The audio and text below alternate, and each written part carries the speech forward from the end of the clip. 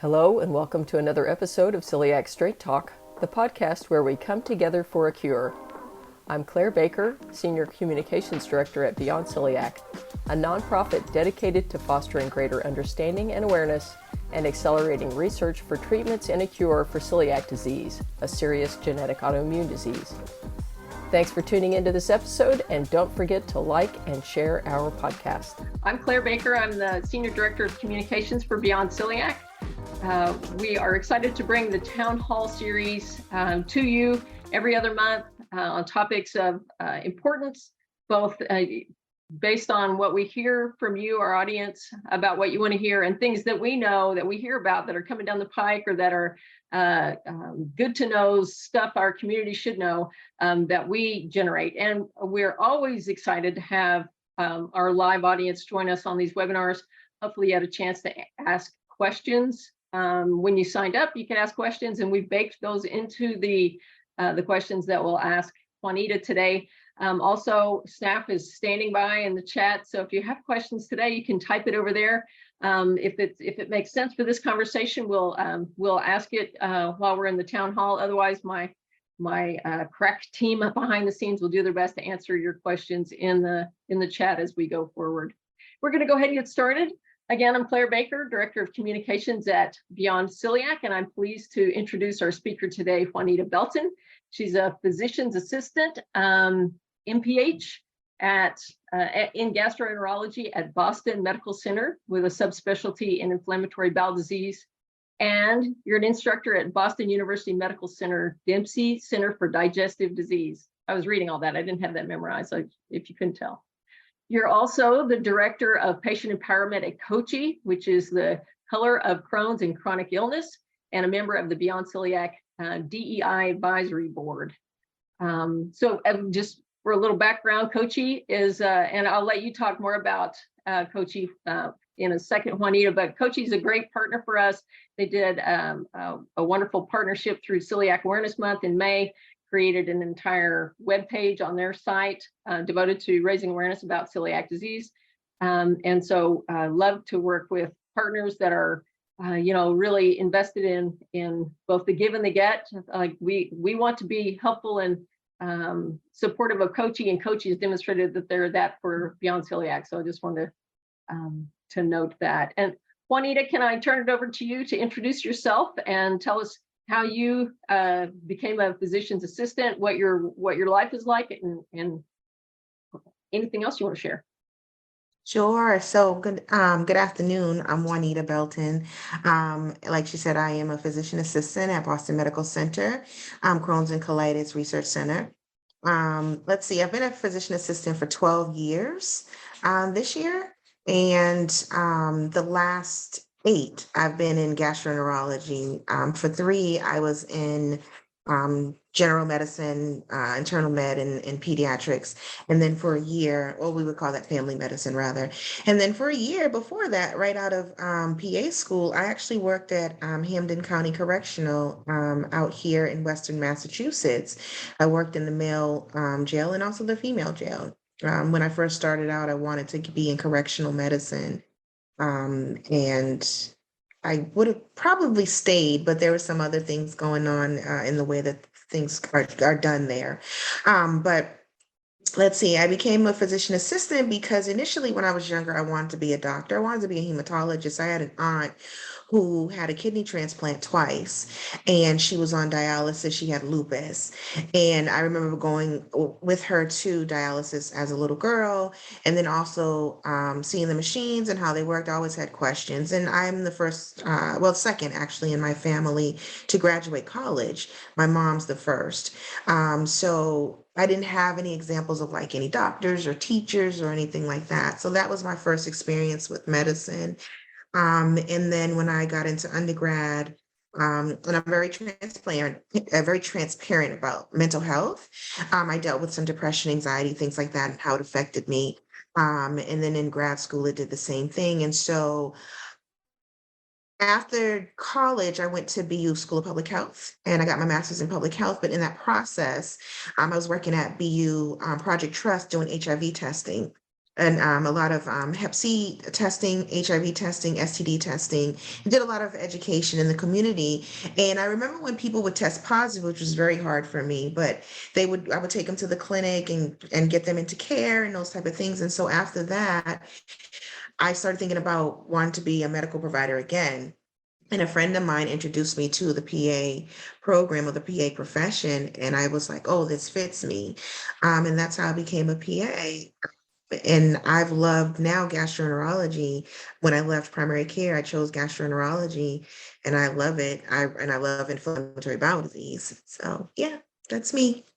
Well, thank you. And thank you for sharing all of that and including the mental health challenges. I know that for our community, the people with celiac disease, that anxiety and depression are right up there with the GI related symptoms. Brain fog, depression, anxiety are kind of go hand in hand with celiac disease. And we talk a lot about it beyond celiac, about the gut brain connection. So what's going on in our gut that's affecting our physical health, but also manifesting in mental health sorts of ways. And so talking about it more as just, it is a thing that many of us live with. And so how do we address that, while we're, those of us with celiac, managing the gluten-free diet, but also how are we managing our mental health along with it? Because you can't really separate your physical and your mental health.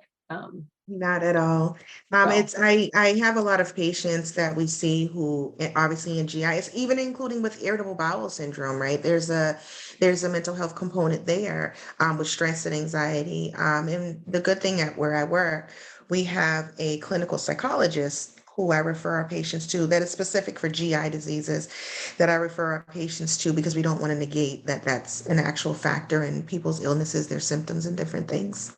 It's so great to connect it all. And I think that's really a gift of being a physician's assistant. That I'm saying that wrong. You're not a physician's assistant, you're a physician assistant, right? So just like we don't say celiac disease, so lose that extra S, but your role is to see the whole person, to can maybe help integrate all of those parts. So I think not only did you find a perfect fit for you career-wise, but I think we found a perfect fit for our conversation today. So, well, tell us a little bit about your involvement with COCCI and the work that you do there.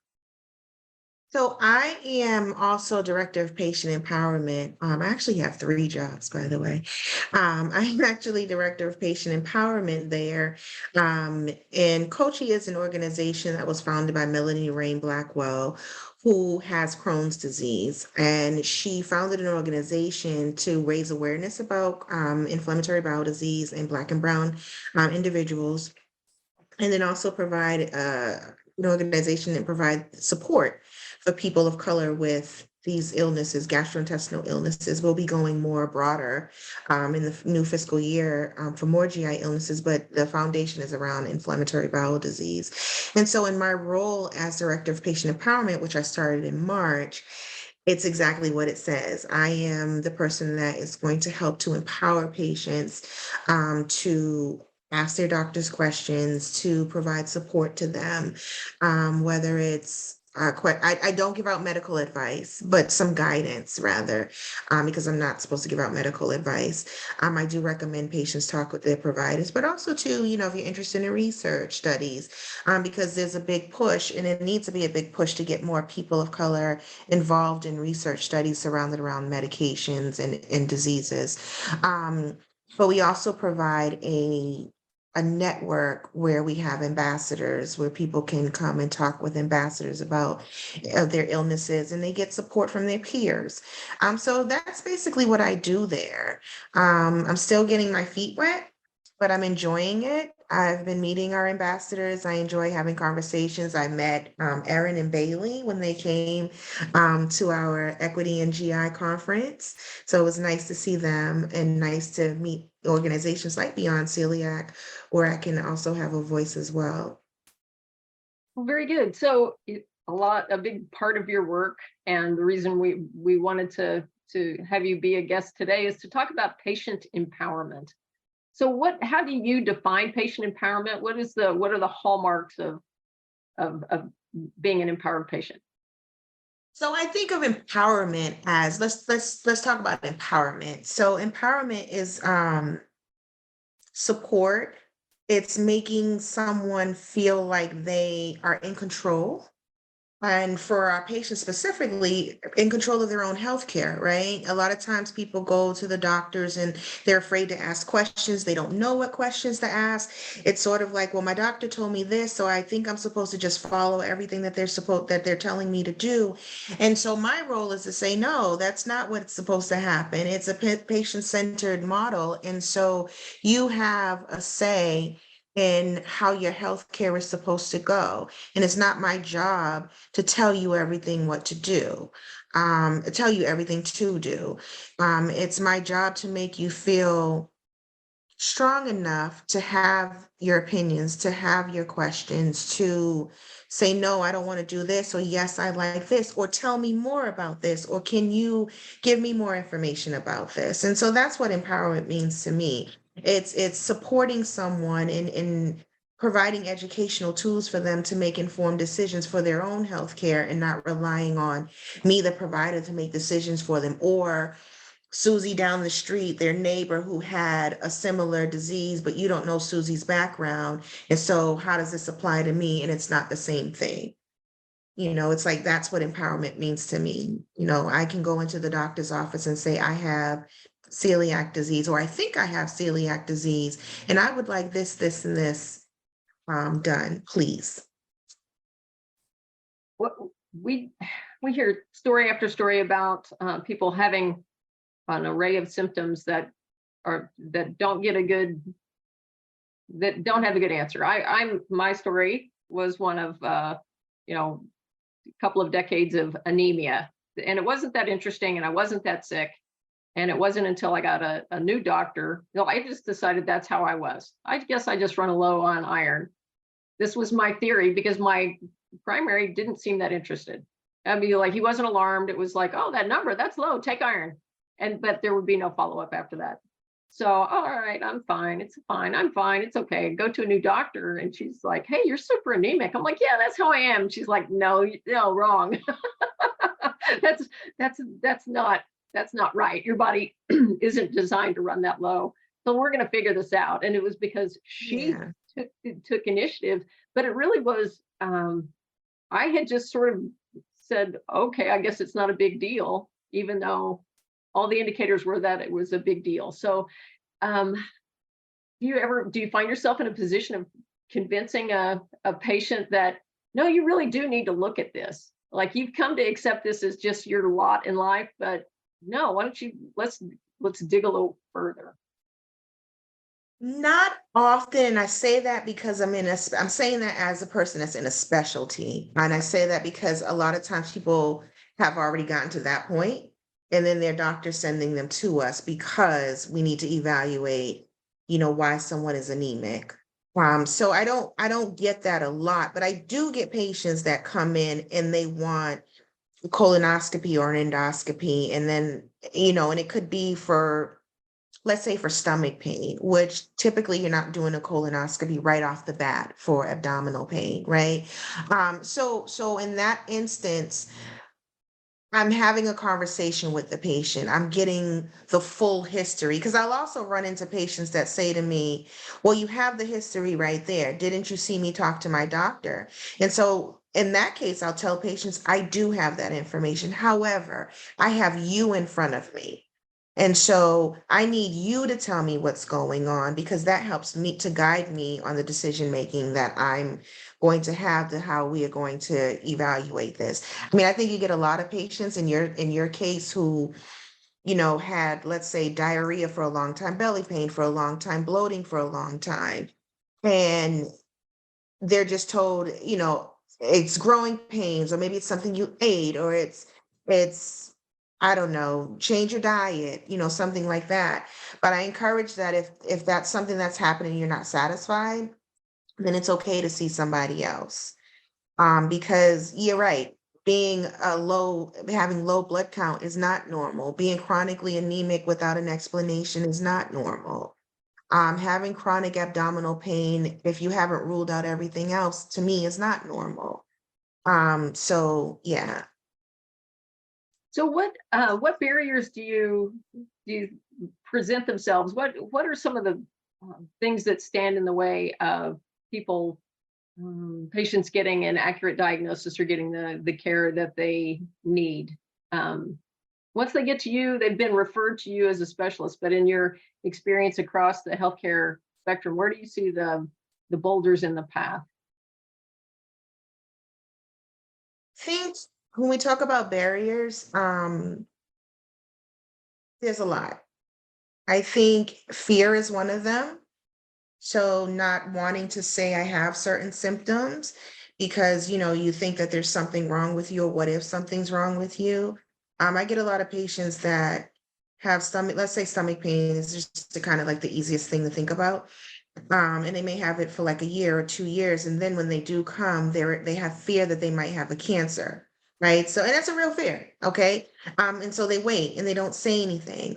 Or on the provider's end, the provider is chalking it up, to this could be irritable bowel syndrome. Or like I said, something you ate. And so you're not, I don't want to say not taking the patient seriously, but sometimes when you just have one symptom and you don't have like symptoms of progressive disease, whether it's like a weight loss or, nausea, vomiting or something, you don't necessarily, sometimes some providers will not necessarily jump to, well, it could be this, it could be that, it could be this. Let's do this workup. Let's do that workup. Let's do this because, sometimes the workup for things, it's a lot, right? And so are we going to put people through, I'll say $1 million workups to not find anything? But then there's a thing about a peace of mind. Sometimes patients do need their peace of mind, and we need to figure out what's going on, especially when it's been going on for a long time. And then I think also, too, lack of education, right? So 25, 30, 50 years ago, we didn't have knowledge of certain diseases, or we didn't have testing for certain diseases. And so if you don't see it so often, you also just don't know where to start. And I'm speaking as a provider. You don't know where to start.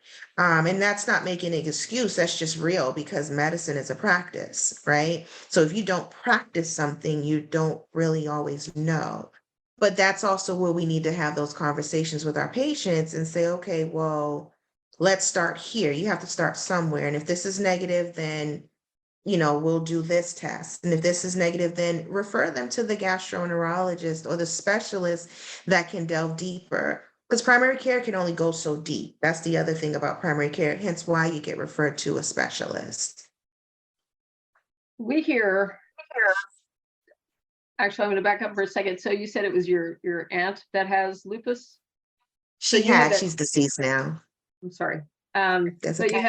you had that experience of, like, lupus can be hard to diagnose in that way. It can be that is a journey in itself. So do you think that informed how you approach the kind of unraveling a patient mystery of, you've got this collection of symptoms, we don't know what's wrong with you, but it could be something, and that could be quite serious. Did that personal experience inform how you practice your craft? Part of it, yeah. The other part that I find that I think is very important is listening to people, right? Like people aren't just, we have some patients, like my older patients that come for social hour, and I love them. But most people are not just coming to the doctors because like, I just want to come, they want you to listen to what's going on with them. And part of listening is saying, okay, they have this, that, and the other thing. What could it be? What's the thing that can harm them, and what's the thing that will not harm them, right? A cancer can kill you. IBS is not. So in between, what else could be going on? Let's start somewhere, especially if someone's been having issues for a long period of time. I'm also, I don't know, I like to describe myself as like a compassionate person. Like I like people. So I want to help people. That's why I got into medicine. I would like to help people, and helping people is just trying your hardest for them to figure out what is going on. some of my patients have functional pain, and functional pain is related to just the normal function of your gut and being sensitive to that. And I often tell patients it's a real thing, because I don't want to, negate people's feelings, but I want you to understand that it's a real thing and you're actually feeling real things. And there's something we can do about it, but it's not going to harm you, but it's a real thing. So just like a lot of reassurance, I just think it's important that people have someone that's compassionate to their needs. I'm probably not going to do $1 million workup on the first visit, but I am going to listen to you and I'm going to start somewhere. Okay. So in our work at Beyond Celiac and in our partnership with the National Minority Equality Forum, we know that there are physicians or in pockets of the country where diagnosis is likely missed based on both proximity to celiac centers or celiac educated centers, and people of color just not getting diagnosed at the rate that would make sense based on population expectations for celiac disease. Do you see race, gender, age, other physical characteristics as a barrier to accurate diagnosis? And how can patients kind of manage the you couldn't have celiac disease, you're too tall kind of comments from doctors? Well, if a doctor tells you that, go to somebody else. I'm just right off the bat, go to somebody else, because race and everything else plays a factor in every aspect of life, not even just medicine, right? Like, it's in healthcare, it's in real estate, it's in education. It plays a factor in everything. And so a lot of times, because providers think that someone can't have a disease because of their genetics or their race or whatever the case may be, people are being misdiagnosed, or they're being dismissed because for whatever bias, right? I mean, we all have biases and they play a role in our jobs just as much as they do outside our jobs. And I think that's an honest thing that we need to all come to reality about as well, especially in medicine. But yeah, if someone tells you that, or they're not treating you or you think it's because of your race or whatever, then you need to see somebody different. But it definitely does play a role. And the other piece of it is that there's a lack of education, especially in underserved populations. There's a lack of education around certain diseases because it's not so prevalent, right? It doesn't mean that they don't happen. It's just not so common. Like in my family, I have nobody in my family with celiac disease. And in my immediate family, I don't know distant, but my immediate, I've known with celiac disease and I have known with Crohn's disease or ulcerative colitis. So if I had a conversation with my cousins or my aunts and them or my uncles about this, they wouldn't know. So going to the doctors, they wouldn't know those questions to ask. And then again, going back to what I said previously about some providers, if they don't treat it, or they don't see it so often, then they're going to think that this is their first go-to isn't necessarily going to be, this could be celiac. That patient that comes in with just bloating, or that patient that comes in with diarrhea, they may not think celiac, and that's just because of lack of knowledge. And then on the other side, there's some health illiteracy there. So if you're a patient or you're a loved one of a patient, so like I've got people in my family who want me at their appointments because they don't think to ask questions in the appointment. So I think of myself as an advocate for my kids or whatever. So if you're a person, you've done some research on your own, you're the advocate of the loved one of somebody who's at the appointment and said, hey, I did some Googling, which I know doctors love it when you Google stuff before you get there. But I wonder if it could be celiac disease. Would you run the celiac test? What's a good way? We know that not every doctor is open to the Dr. Google solution. So what's a good way for a patient or their advocate, their loved one, to be able to make a suggestion for what might be worthy of exploring without just like trying to tell the doctor or the physician assistant their business? So see, that's the thing. What you just said, do that. And maybe because I'm a straight shooter, just in general, and I'm just going to ask and say, so I would consider myself a difficult patient. This is me describing myself.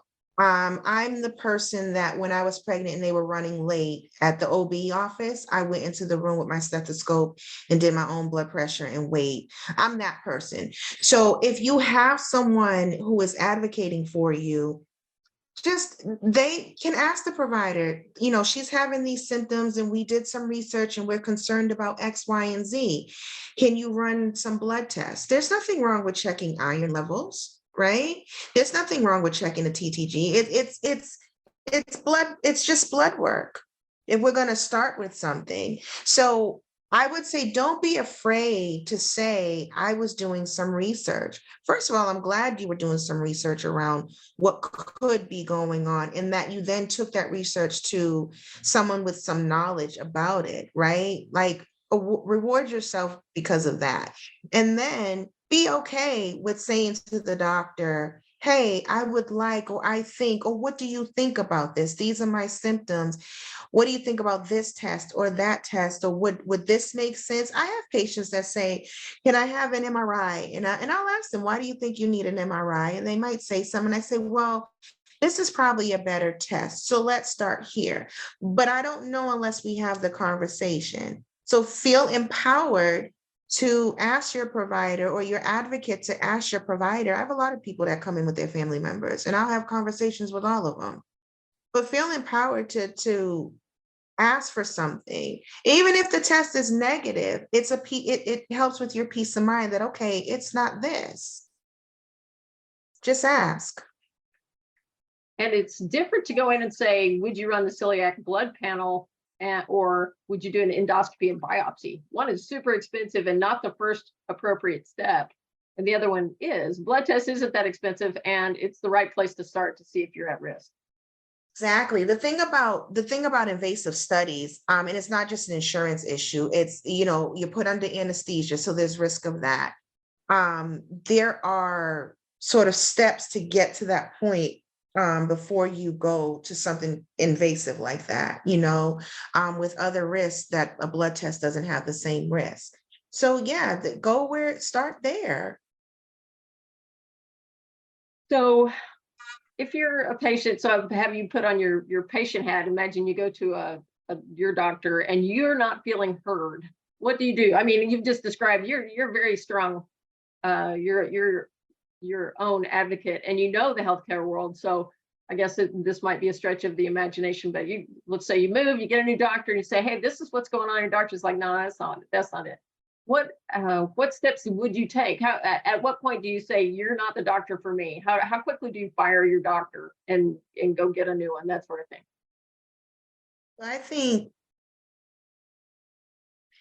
think that if you've had a thorough conversation with your doctor, and they're just adamant that this is not what it can be. This is, this, I don't think you need this, and they're just not meeting your needs, then at that point you should find a doctor, because you should remember that you are the patient. And so it's your health, it's your body, it's your one life that you have. And even if it might be completely nothing, if it worries you and you don't feel heard, then that's at that point, you need to see someone else. I mean, I've had patients where, everyone doesn't like me 100% all the time, and that's okay.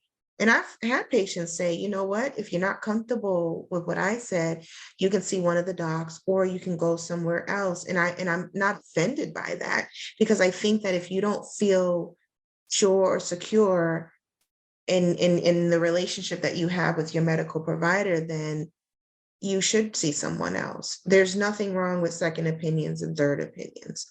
Now, if you get to the fifth and they all the same opinion, then, that's something different. But if you don't feel secure, or you feel like your needs are being met, then yeah.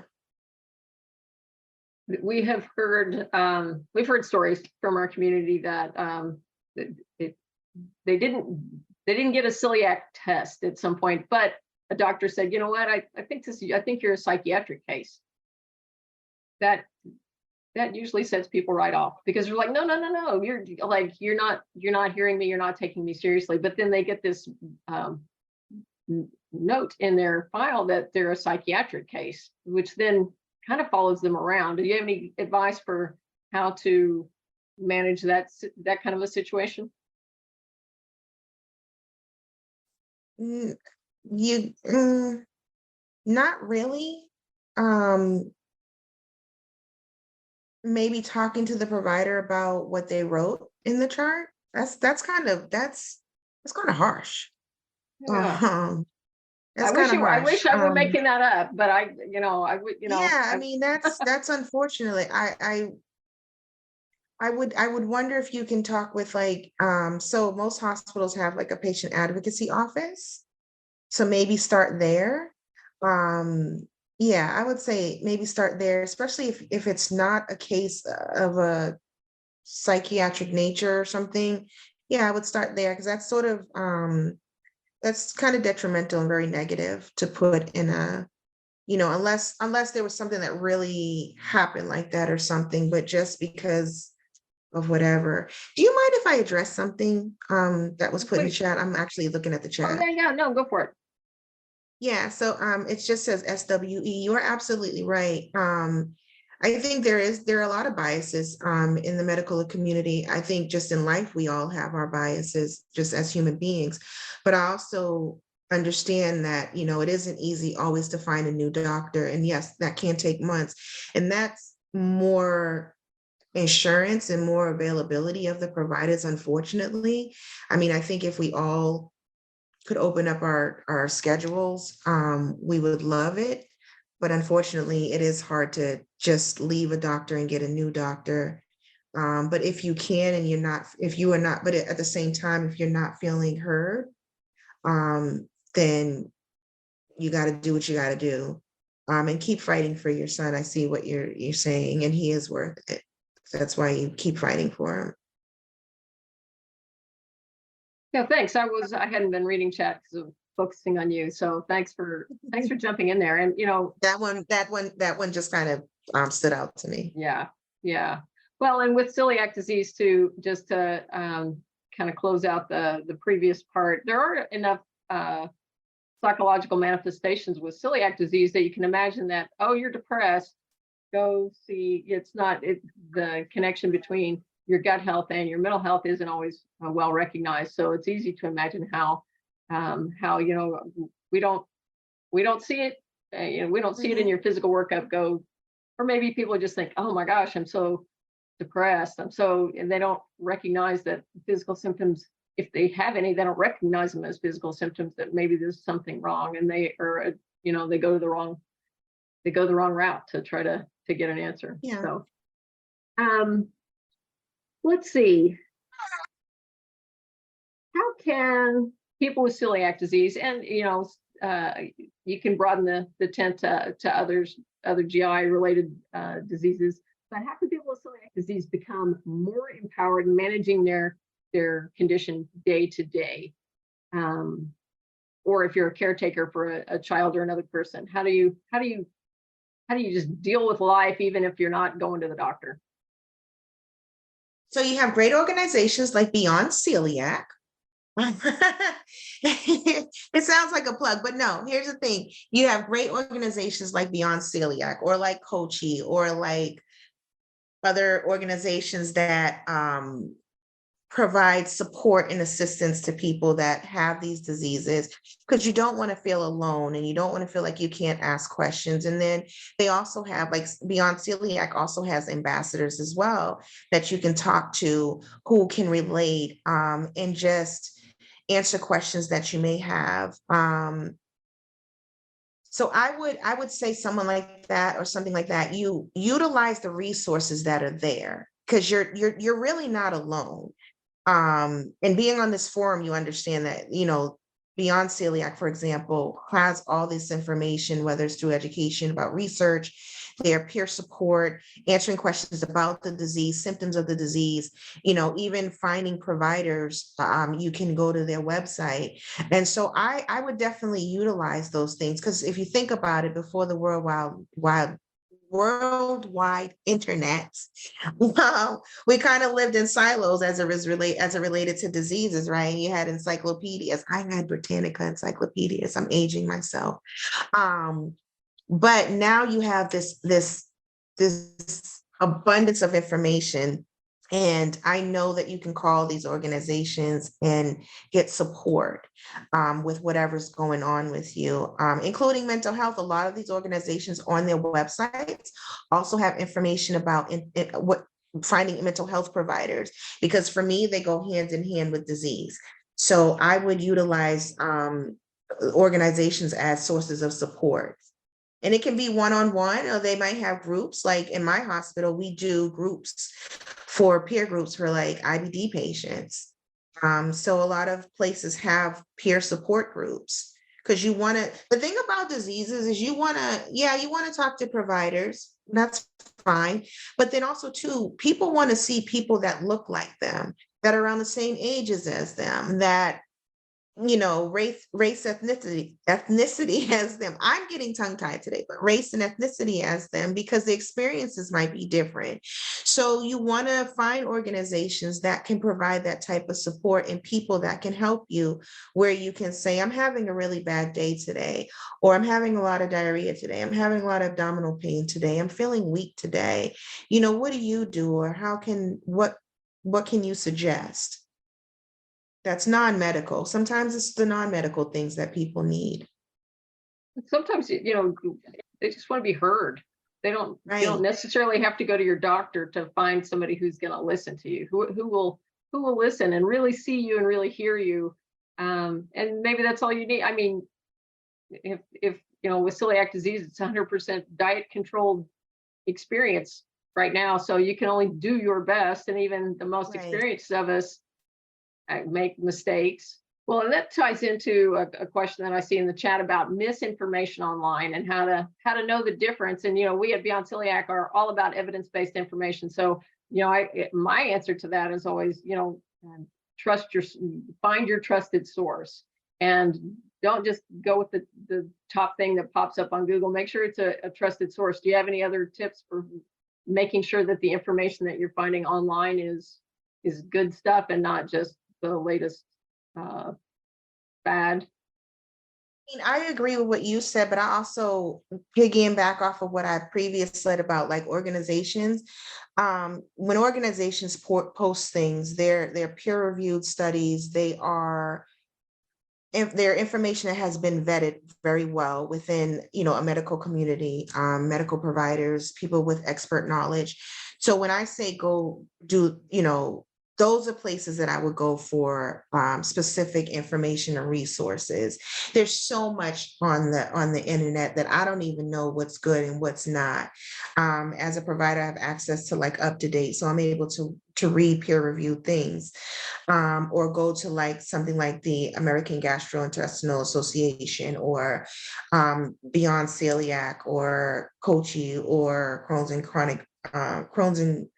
Crohn's Disease Foundation, those type of organizations that have that information on there, that is good information. So that's what I mean when I say use those resources, because you know what you're getting. And I meant the Crohn's and Colitis Foundation. So as we are, we've got a patient community, diagnosed patient community that's engaged with us. How can we, what advice would you bring from either a community organizing point of view or a community advocacy point of view? How can a regular person make a difference in improving the lives of other people with celiac disease or whatever condition is that they might be advocating for? Do you have any ideas there? Talk about it. Seriously, talk about it. Talk about your experience. Talk about, so that someone who doesn't know can say, hey, what's celiac disease? Who also might then say to you, wow, I've been having X, Y, and Z for this long. I didn't, this amount of time. What do I do? And so you, who's been diagnosed or has been dealing with something, can say, you should go to your doctor and ask them about X, Y, and Z. talk about it. What you don't say can kill you. So when we were at the Equity and GI conference, one of the providers said about family stuff. You know how a lot of times in families they don't talk about the disease Aunt Susie had that killed her, that could probably potentially be genetically transferred and stuff. And so, you know, have conversations with people, be involved with an organization, become an ambassador of some of these organizations where you're able to, go into your community and do community events and talk about the disease and advocate for people with the disease. Legislation, look and see in your city what legislation is in place for health issues that might be something that you want to be a part of. But there are a lot of ways to get involved. And so again, I'm going to say, go to these organizations, because why reinvent the wheel when you can go and say, I want to do something in my community. Can you help me? And if they're a good organization, then they'll help you to bring awareness to something, a disease in your community that maybe your community doesn't know, but you might be surprised how many people are battling something and need your push for them to talk about it or to get diagnosed with it.